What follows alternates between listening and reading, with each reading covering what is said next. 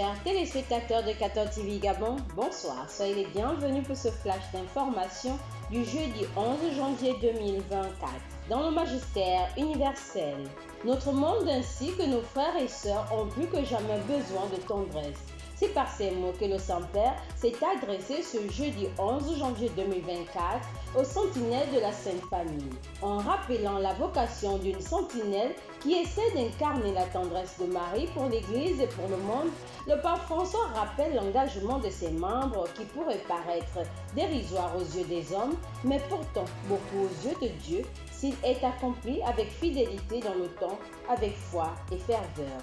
En rappel, les sentinelles de la Sainte Famille sont un réseau de prières fondé il y a 10 ans et ayant pour vocation de présenter à notre Mère les intentions de l'Église et du monde. Dans le magistère local, l'assemblée plénière des évêques du Gabon se poursuit dans une dualité collégiale ora et labora, prix et travail. C'est ainsi qu'elle s'est donnée d'achever sa journée par une messe pontificale.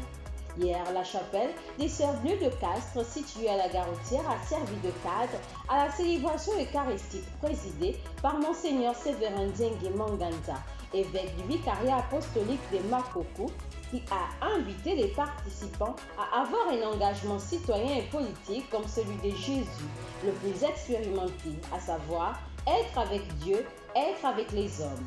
L'évêque du vicariat apostolique de Makoko rappelle qu'à l'exemple de saint François d'Assise, il nous faut travailler fidèlement et avec dévouement sans éteindre l'esprit de la sainte prière et de la dévotion que les autres choses temporelles doivent servir. L'office des tierces a été présidé ce matin par Monseigneur Ephraim Johnny, évêque de Franceville. Église en marche.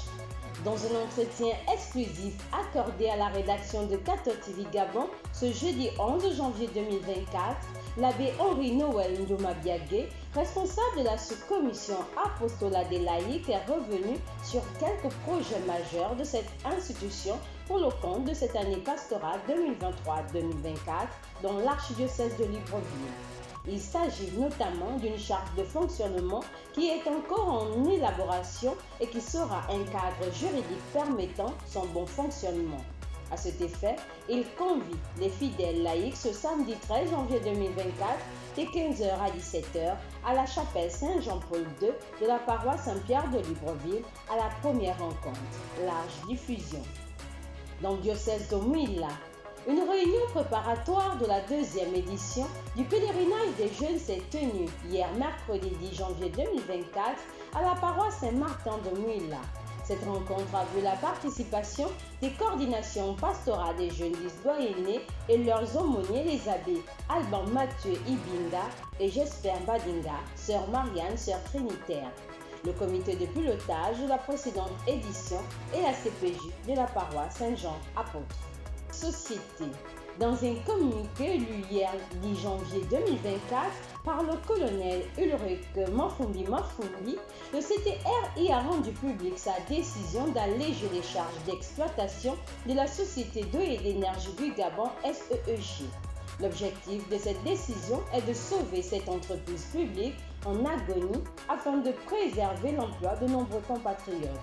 Le président de la République, Brice Clotaire Oligui-Nguema, a en effet décidé de l'exonération du prix du gazole industriel et lui a donné de bénéficier du prix du régime ex-dépôt, c'est-à-dire le prix de cession aux marketeurs, passant ainsi de 1080 francs CFA à 575 francs CFA le litre.